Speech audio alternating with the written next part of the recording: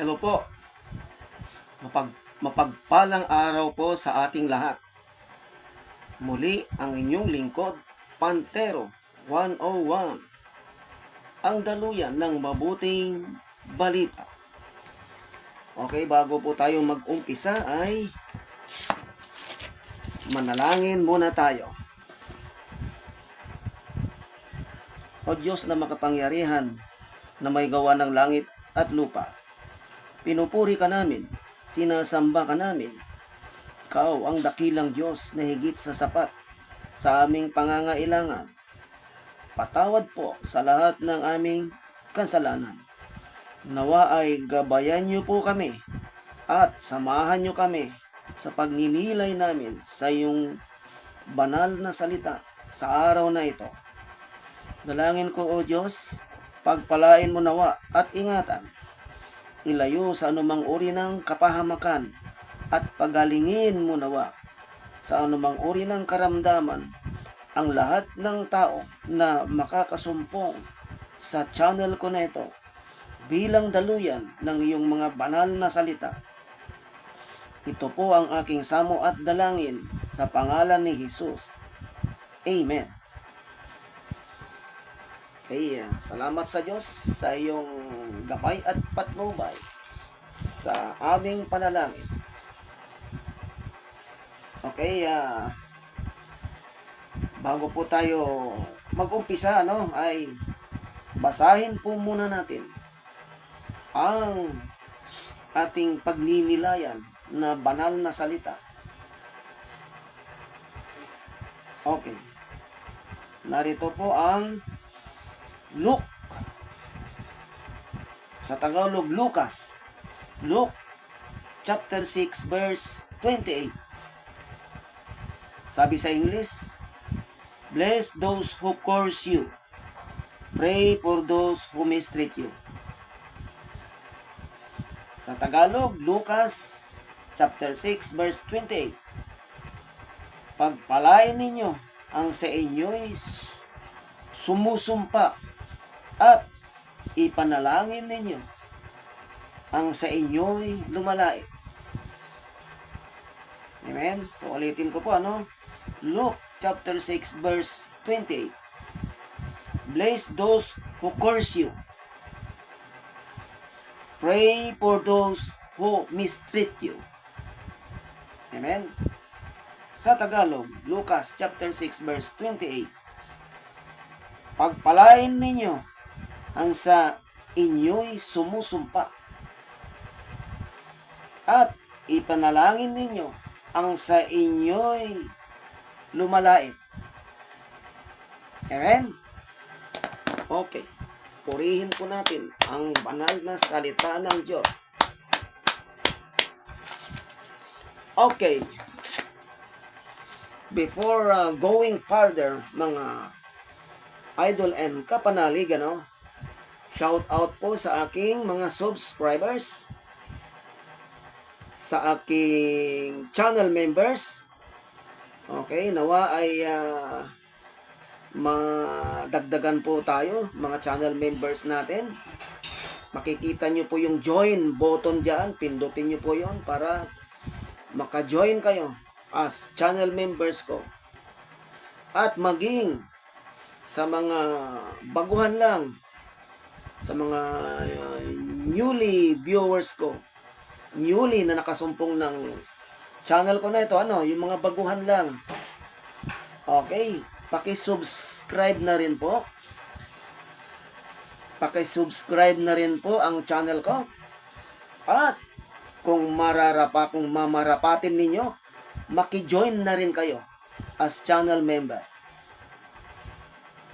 Maraming salamat po sa inyong pagtangkilik sa channel ko. Thank you, Lord. Salamat po.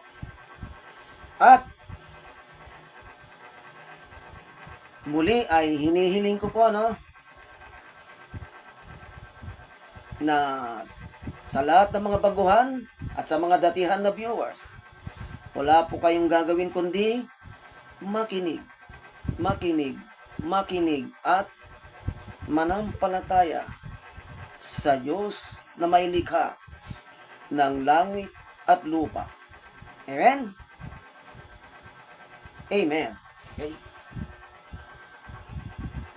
Narito po. Magsimula na po tayo. Dito, malupit. Sabi, bless those who curse you. Pagpalain ang mga sumusumpa sa inyo. No? At pray those who mistreat you. Ipanalangin ang mga lumalait sa inyo. Ayan, ulitin ko ha. Ang pagninilayan natin na salita ng Diyos ay sabi rito sa Lucas chapter 6 verse 28, bless those who curse you. Sa Tagalog, pagpalain daw natin ang mga sumusumpa sa atin. At pray those who mistreat you. Or, sa Tagalog, ipanalangin ang mga lumalait sa atin. Okay, malupit na kautusan po ito, Isang malupit ito na kautusan. Ito ay, siguro, kung i-rate natin, level, kung na to, kung ang pananampalataya nyo, i-rate ko, level 1 to 10, ang level ng pananampalataya nito, kapag ganito, ang level ng pananampalataya mo, siguro, level 8 ka na nito. Level 8 na or, i-lower natin. Level 6. Level 6 to 10 na ito. Yung pananampalataya mo, Yung merong kang pananampalataya na level 6 to 10. Check yung mga naka-level up na sa pananampalataya 6 up kung 1 to 10 naka-level 6 up ka na yun check yun makukumply mo itong katuwiran ng Diyos na ito na ang sabi bless those who curse you. Amen. Pagpalain daw ang sumusumpa sa atin. At pray those who mistreat you. Ipanalangin daw ang mga lumalait sa atin. So, kailangan ang pananampalataya mo nito, mga kapanalig, yung level up ka na. 6 up, Level 6 up ka na. Level 6 to 10, Kung 1 to 10, level 6 ka na. Level 6 up, pataas. Kung level 1 to 5, mukhang siguro yung iba hindi pa makasunod dito, Yung iba sasabihin, bakit ko sinumpa na nga ako, pagpapalain ko pa, bibebless ko pa. Diba? Sinumpa na nga ako, nilait na nga ako diba? Pagpapalain ko pa. Sinumpa nga niya ako pagpapalain ko pa. Diba? Sa mga lowest, yung mga mababa pa ang level ng pananampalataya, Siyempre, sasabihin niya, nilait nga niya ako papanalangin ko pa. Diba? Minaltrato na niya ako papanalangin ko pa. Sinumpa niya ako ipapanalangin ko pa. Yun yung mga term ng mga level 1 to 5, Yung 1 to 5 na kung ang level mo ay 1 to 5 sa pananampalataya, siguro mahirapan kang mahirapan kang sundin. Bagamat may pananampalataya ka na, siyempre. Sumasampalataya ka na ay siya ang Diyos, ang may likha ng langit at lupa, di ba? Sumasampalataya ka na sa anak ng Diyos na si Jesus, sa bugtong na anak ni Jesus na hari at tagapagtanggol natin, di ba? So, sumasampalataya ka ng ganon. Meaning, 100% na sumampalataya ka na sa Diyos na may likha ng langit at lupa. Sumasampalataya ka na sa Jesus, kay Jesus na anak ng Diyos, na hari na sinugo sa lupa, hari na upang iligtas tayo sa ating mga kasamaan. At siyang hari ng natin, hari ng mga hari, at siya nating tagapagligtas. Di ba? Nandun yung level na ng pananampalataya mo. Di ba? Amen? So, level 1 to 5, siguro ay nandun na. Level 1 to 5 ka, so, nandun na yung pananampalataya mo sa Diyos, na sumasampalataya ka na ang Diyos ang lumikha ng langit at lupa, di ba? Sumasampalataya ka na si Jesus ay bugtong na anak ng Diyos, ha? Na ipinadala dito sa lupa, pinababa ng Diyos dito sa lupa, pinadaan sa womb sa sinapupunan ni Virgin Mary, ha? Binuntis ni Virgin Mary, ipinganak ni Virgin Mary, at naging hari ng mga hari dito sa lupa, ano? At siya nating naging tagapagligtas. Ano? Kumbaga, nandiyon na yung level ng pananampalataya mo. Ubabot na sa ganon. Ano? Sa pananampalataya mo. Ito ngayon. Ha?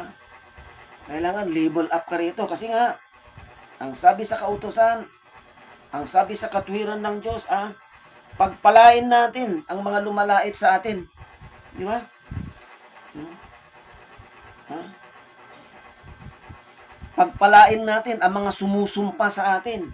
Di ba? Pagpalain daw natin ang mga sumusumpa sa atin. At, ipanalangin natin ang mga lumalait sa atin. O, di ba? So, isang level up ang pananampalataya mo dito. Level 6 up. Di ba?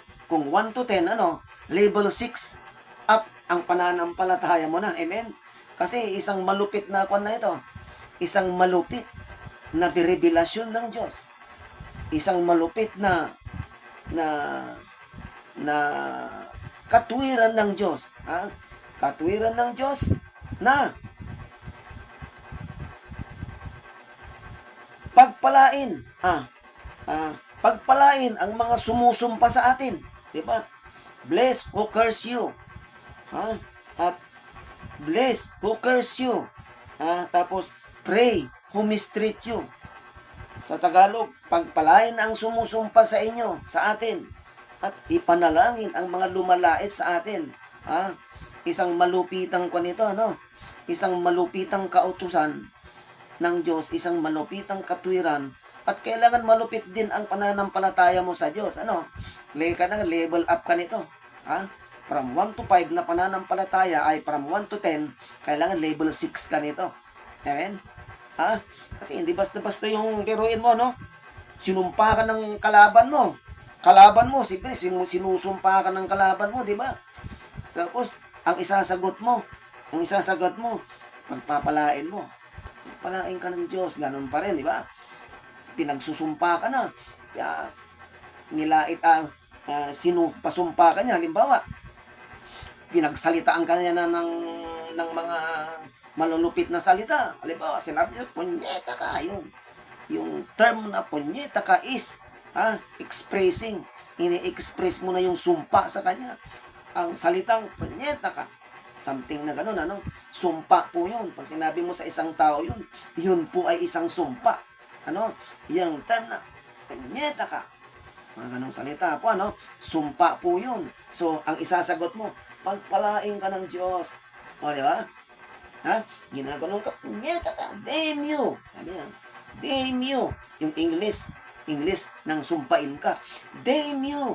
Di ba? Tapos, ang isasagot mo, pagpalain ka ng Diyos. O, di ba? So, level up yung pananampalataya mo niyan, kapatid. Kasi kung ang level lang ng pananampalataya mo ay 1 to 5, siyempre, pag may sumumpa sa'yo, halimbawa, may nagsalita sa'yo ng ganon, anong gagawin mo? Siyempre, kapag mababa pa yung pananampalataya mo, siguro kung may baril ka, barilin mo na, di ba? O kung may bato, mabato mo na, or mahampas mo. Amen? So, ang kautusan, ang katwiran is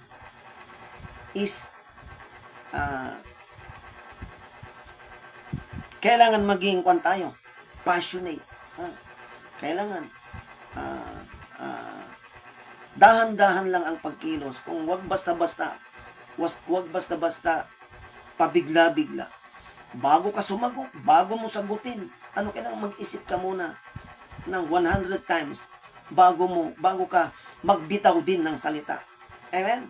So yun, siyempre isipin mo muna, oh Lord, Diyos. Oh Diyos, Lord. Ano ba to? Ha? Sinumpa ako nito, pinunyeta ako nito, minura ako nito. So, siyempre, bago ka rin mag-retaliate, mag-isip ka muna kung ano i-retaliate mo. Di ba? Isipin mo agad yung kautusan ng Diyos. Ganyan po. Kailangan malumanay ka lang. Kailangan yung galit sa harapan mo, kailangan pahupain mo yung galit niya. Hayaan mo muna siya. Hayaan mo muna siya ng magdadakdak. Magmura sa harapan mo. Kasi, kung sasalubungin mo yung galit niya, ay sabay na kayo. Di ba? Sasabog kayong dalawa.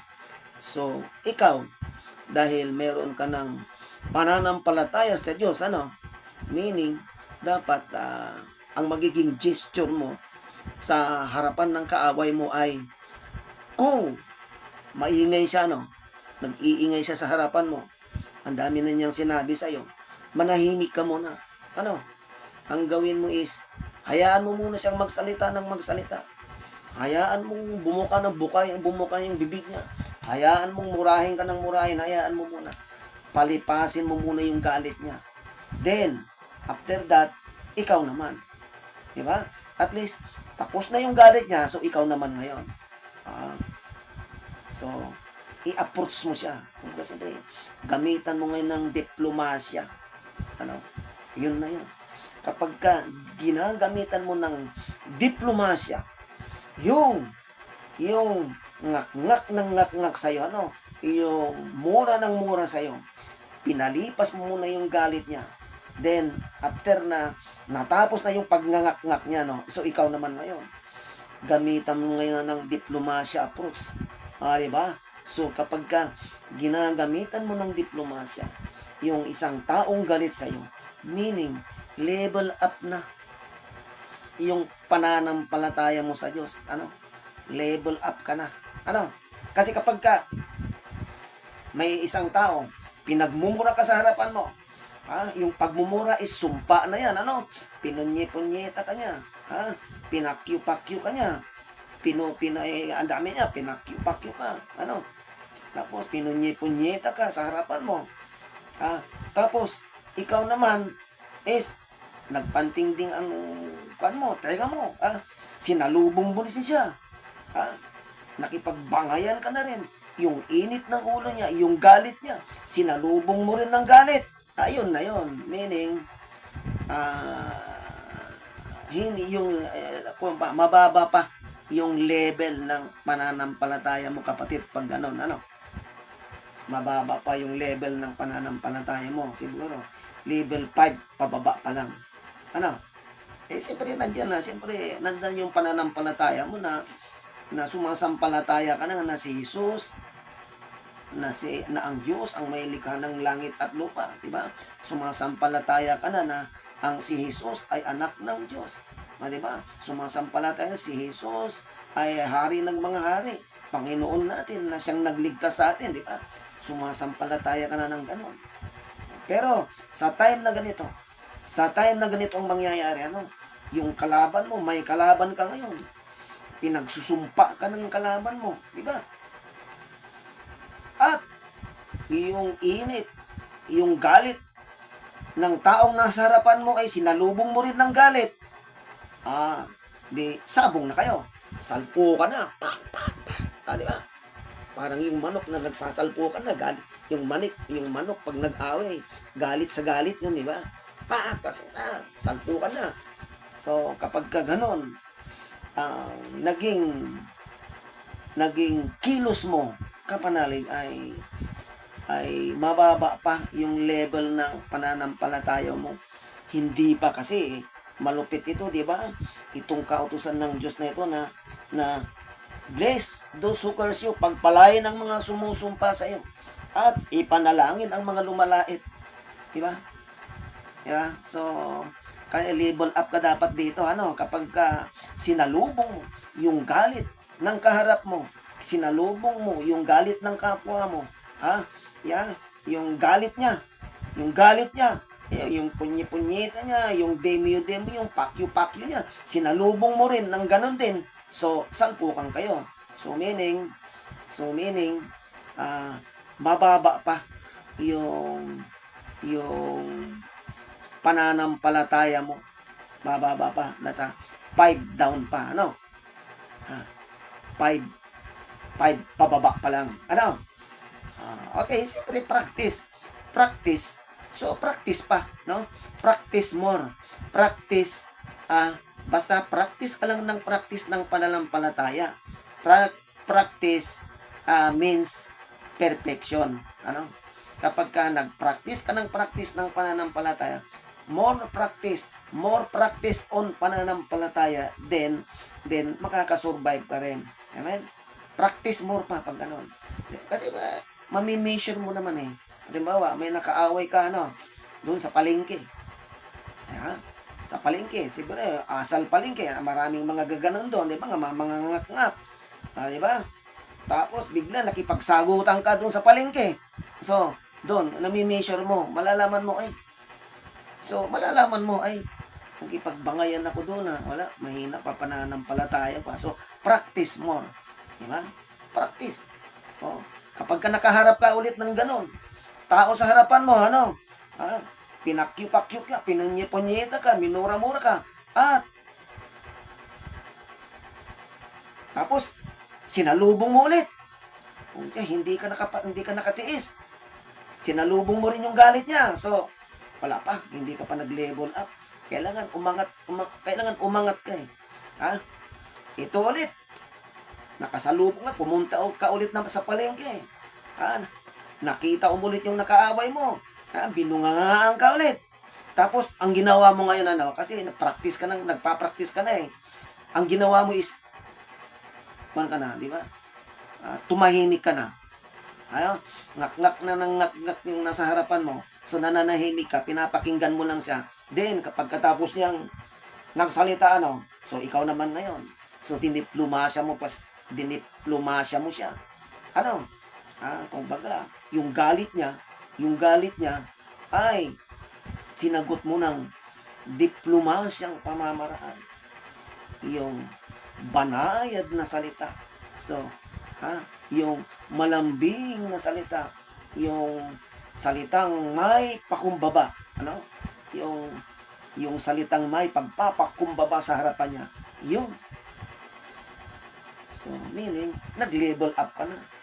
Yung pananampalataya mo, kapatid, ay level up na. Pag ganon. Amen? Tapos, pagdating ng gabi, bago ka matulog, ipinanalangin mo siya, Lord, yung nakaaway ko sa palengke. Pagpalain mo yun, Lord. Pinapanalangin mo na. Di ba? Yung nakaaway ko sa palengke kanina, Lord. Ingatan mo po siya. Pagpalain mo rin po siya. Di ba? Hanggang sa natuklasan mo sa sarili mo, ipinapanalangin mo na yung nakaaway mo sa palengke. So, yun na yun. Meaning, level up na yung pananampalataya mo, kapatid. Amen? Okay. I-tackle nga natin kung ano ba yung course, sumpa. Ihimayin nga natin itong course. Ang course ay, sa other term niyan, sa English is insult. Diba? Course, insult. Course, sumpa. Sa Tagalog, sumpa. Sa English, other term ng course, sa Tagalog, sumpa. Ang course ay insult. Insulto. Kapag kayo nang iinsulto sa'yo, sumpa po yun. Ngita ka, demo yung pakyo, yun. Course po, sumpa po yung mga ganon. Yung mga ganong salita ay sumpa. Ang course ay isang insult. Insulto. Pag iinsulto sa'yo. Yung pag sinabing, damn you, yung ganong mga salita, insult po yan. Kumbaga, tawag dyan ay sumpa. Kapag ka nakarinig ka ng isang tao na pinonyeta ka, sumpa po yun. nakarinig ka ng fuck you, sumpa po yun. Kumbaga, yan ay mga aksyon ng isang course, ng isang pang-iinsulto. Ha? Kapag ka, dinemyo ka niya, pinakyo ka niya, pinunyeta ka niya, yan po ay isang insulto. So, meaning, yan po ay isang sumpa. Course. Ayan? Ha? Sumpa. Other term ng sumpa sa Tagalog, panunungayaw. Diba? Ang sumpa, ang sumpa, panunungayaw. Ano? Yun. Or lalo na pag sinabi mong yung term na demyo, sa Tagalog yun, sumpain ka. Di ba? Iba yung iba, demyo, man. Di ba? Yung mga English spoken na tao, malimit. Ganun ang sistema nila. Ang sistema nila, ang binibigkas nila is, demyo, man. Di ba? God damn you, sumpain ka ng Diyos. God damn you, man. Di ba? Sumpain ka ng Diyos. That is yung term na demyo. Dame. Sumpa. Ang kanyan. Sumpain ka. Demyo. Yan. Ay yung mga ganyang salita, that is an insult. Insulto po yan. Sa yung mga salitang, punyeta kayo. Yan ay sa Tagalog ay panunungayaw. Yan ay isang panunungayaw. Yan ay isang sumpa. Yan ay isang insulto. Diba? Sa'yo. Diba? Ayan, kapag nakarinig ka ng mga ganyan, sumpa, yun po ay nagpapakawala ng sumpa sa'yo. So, yun ang course. Yun yung mga elaboration ng course ng sumpa. Kapag nakarinig ka ng, kalimbawa yung kaaway, nagsalita, pinyeta ka, sumpa po yan. That is an insult. Insult yun, insulto yun. Demyo, English yun. Sumpa po yun. That is an insult sa'yo. Diba? Sumpain ka, lalo pag binigkas ka, sumpain ka. Ayun na yun, binanggis niya mismo. Yung mga English naman, God damn you, sumpain ka ng Diyos. Diba? Ganon. Yun. Yung mga ganong salita, yan ay sumpa. Yan ay curse. Yan ay insult. Ang curse, ang sumpa, ang curse, ang other term is insult. Amen? Amen? Panunungayaw. Amen? So, di ba? Kasi kapag ka nakarinig ka ng mga ganong salita, kapag ka mababa yung level ng pananampalataya mo, siyempre magre-retaliate ka. Lalabang ka. Hindi ka magpapaapi. Di ba? Ay mga ganon. So kapag ka yung level mo, kapag ka ganon, so mababa pa yung level mo, bagamat sumasampalataya ka na sa Diyos na may likha ng langit at lupa. Amen? Sumasampalataya ka na si Jesus ay anak ng Diyos. Inutusan, sinugo ng Diyos ang kanyang bugtong na anak ni si Jesus sa lupa, pinadaan kay Virgin Mary. Sa womb ni Virgin Mary din ipinanganak ni Virgin Mary. Tapos naging Diyos, tapos naging tao. Nung nakahilo-bilo sa atin, yun, sumasampalataya ka sa ganun, di ba? Ang laki ng pananampalataya mo nun, di ba? So, meaning, may case-to-case basis kasi na bilang isang mananampalataya, dito mo ngayon mami-measure kung hanggang saan yung level mo na kapag ka meron ka ng kaaway sa harapan mo. Kapag ka nandyan na yung kaaway mo, nasa harap mo na, nasa tungki na ng ilong mo, yung kaaway mo, yung nagbabas sa'yo, yung naglalait sa'yo, yung nagpupunyeta sa'yo, diba? Yung nagmumura sa'yo, yung nang-iinsulto sa'yo. Doon mo na mami-measure na kapag hindi ka nag-retaliate, meaning at nagpakumbaba ka, nakinig ka muna sa mga pinagsasabi niya, bagamat masasakit, so meaning level up ka na. Tapos pagkatapos yung nagsalita, ay ikaw naman ang nagsalita, diniplimasa mo siya, nagsalita ka ng with pakumbaba, bagamat tama ka, mali siya, so nagpakumbaba ka pa rin, meaning level up na yung pananampalataya mo. Amen? Pero, kapag may kaaway ka, sinalubong mo yung init ng ulo niya, minura ka, minura mo rin siya. Binato ka, binato mo rin siya. So, meaning, mababa pa, mababa pa yung level ng pananampalataya mo, kapatid. Amen? Amen? So, kapag gano'n, ano nangyari? More practice pa ng pananampalataya. Amen? More practice. Practice hanggang sa ma-perfect. Amen? Amen? So, may kasabihan nga rito naalala ko, kapag yung ganito, yung bless those who curse you. Pagpalain ang sumumpa sa'yo. Or, pray who mistreat you. Ipanalangin ang mga lumalait sa'yo. Ito yung kasabihan na di ba? May kasabihan na kung binato ka ng bato, batuhin mo ng tinapay. Ayan. Yun yung buod nito. Yung buod ng subject matter natin na ito, yun. Kapag ka binato ka ng bato, di ba? Tapos, batuhin mo siya ng tinapay. Yung bato, yun yung galit niya. Binato ka ng bato. Tapos, binato mo siya ng tinapay. Meaning, level up yung pananampalataya mo.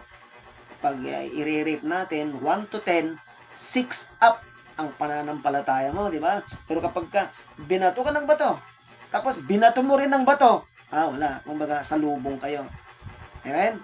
So, ang level ng pananampalataya mo is 5 down. Di ba? Amen?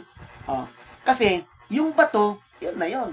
Yun yung galit ng tao. Di ba? May bumato sa'yo ng bato. Meaning, yung bato, hindi naman literal na bato. Bato. Hindi naman po literal na bato. Kundi yung bato is yun yung taong. Yung bato, yun yung taong nasa tungkilan ng hilong mo na pinupunyita ka, minumura ka, inuunsulto ka, yun na yun. Yun na yun. Yung bato na yun yung taong kaharap mo mismo na kaaway mo, na inuinsulto ka, na pinupunyita ka, dinidimyo ka, pinapakyo ka. Yun yung ibig sabihin ng bato. At ikaw naman, hindi ka nag-retaliate, nanahimik ka lang, binato mo, ibig sabihin, yung bato na yon, sinuklian mo ng tinapay. Meaning, yung tinapay na batuhin mo rin ng tinapay, yun yung hindi mo pananahimik. Yun yung hindi ka lumaban, yung hindi ka nag-retaliate, yung hindi mo siya sinalubong, 'di ba? Inaway ka, binungangaan ka sa palengke. At ikaw naman, ibig sabihin yung bunganga na yun, yung away na yun yung bato. Kaharap mo yung bato. Ikaw naman sinuklian mo ng tinapay, meaning nanahimik ka. Hindi mo siya sinalubong. So, inunawa mo muna yung kanyang pagngangak. Hindi ka yung bato na nasa harapan mo is sinuklian mo ng tinapay, meaning nanahimik ka. Pinabayaan mo muna siyang nagsalita, tapos after niyang magsalita, so ikaw naman ngayon nagsalita with pakumbaba, with diplomasya. Nagsalita ka rin with pakumbaba, with diplomasya. Yun na yung sukli mo, yun yung tinapay na sinasabi. Amen? Yung bato, hindi yung literal na bato, nabatuhin ka ng bato. Yung bato, yun yung umaaway sa'yo. At yung sinuklian mo ng binato mo rin siya ng tinapay, yun yung sinukli mo. Yung sinukli mo, yung tinapay, yung pananahimik mo, yung hindi mo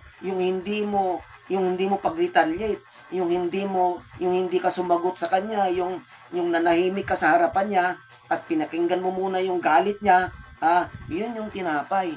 Yun yung tinapay, na sinasabi na pag binato ka ng bato, batuhin mo ng tinapay. Meaning, ulitin ko yung bato, yun yung kaharap mo. Yun yung galit ng tao. Yun yung term nun. Other term nun is bato. Tapos, nananahimik ka lang, nanahimik ka lang, hindi mo siya sinalubong, hindi ka nagalit, nanahimik ka lang sa harapan niya, hinayaan mo siyang nagngangat-ngat, pinakinggan mo siya, tapos itinuo mo yung ulo mo, pinakinggan mo lang siya, hindi mo siya sinalubong yung galit niya, hindi mo sinalubong yung galit niya, bangkos inunawa mo, pinatapos mo siyang magnangak-ngak, hinayaan mo yung mura niya sa harapan mo. So, yun yung tinapay. Amen? Yung bato, binato ka ng bato, sinuklian mo, ngayon binato mo rin ng tinapay. Amen? Yung galit niya, yun yung bato. At yung pagpapakumbaba mo, yun yung tinapay. Amen? Then after niyang magalit, ikaw naman ngayon. Ikaw naman ay magsalita with diplomasya, with pakiusap, with pakumbaba. Yun yung tinapay. Meaning? Amen? Okay. Sana na-gets nyo, no? So, level up ito. So, kapag ka mababa pa yung level ng pananampalataya mo, idol and kapanalig, i-level up ka. More practice pa ng pananampalataya. Ano? Practice, practice, practice ng pananampalataya hanggang sa ma-perfect. And, more practice. So, mali-level mo from level 1 to 10, kapag ganitong senaryo, kapag ganito na yung senaryo, may bumato sa'yo, binato ka ng bato, tapos babatuhin mo ng tinapay. So kapag ganun na ang senaryo, kailangan level up yung pananampalataya mo. From 1 to 10 is level 6 up ka na. Dapat ganun ang pananampalataya mo, At kapag ito napagtagumpayan mo itong kautusan, ang katwiran ng Diyos na ito, ibig sabihin, pag na-comply mo ito, level up ka na. Pero kapag sinalubong mo yung galit ng tao sa iyo o yung bato na ipinukol sa iyo ay ang ipinukol mo ay bato rin, meaning lumabang ka agad, sinalubong mo yung galit niya, ibig sabihin, mababa pa yung level ng pananampalataya mo. Meaning mag-practice ka pa ng pananampalataya. More practice hanggang sa ma-perfect. Amen. Pero kapag may bumato sa'yo, tapos binato mo ng tinapay, meaning may umaway sa'yo, yun yung bato. Tapos binato mo ng tinapay, nanahimik ka lang, nagpakumbaba ka sa harapan niya, then after niyang magsalita, nagsalita ka na rin with pakumbaba, with diplomasya, yun, level up ka na, kapatid, sa iyong pananampalataya. Amen? Meaning, naka-level 6 up ka na. Amen? Mataas na yung pananampalataya mo. So, more practice pa, hanggang sa yung level 6 mo, maging 7, maging 8, maging 9, maging 10. Di ba? Ay, grabing kon na yun. Di ba? Grabing kon na yun. Yung grabe na yung pananampalataya mo. Kumbaga, alos maabot mo na yung pananampalataya mo sa langit. Di ba? Okay. So, sa mga mababa pa ang level ng pananampalataya, don't worry. Kasi, practice more para ma-perfect. Practice pa. So ang pananampalataya is hindi naman apurahan yan. Umuusbong kasi sa puso natin yan. Umuusbong yan. Kaya, paano uusbong yan?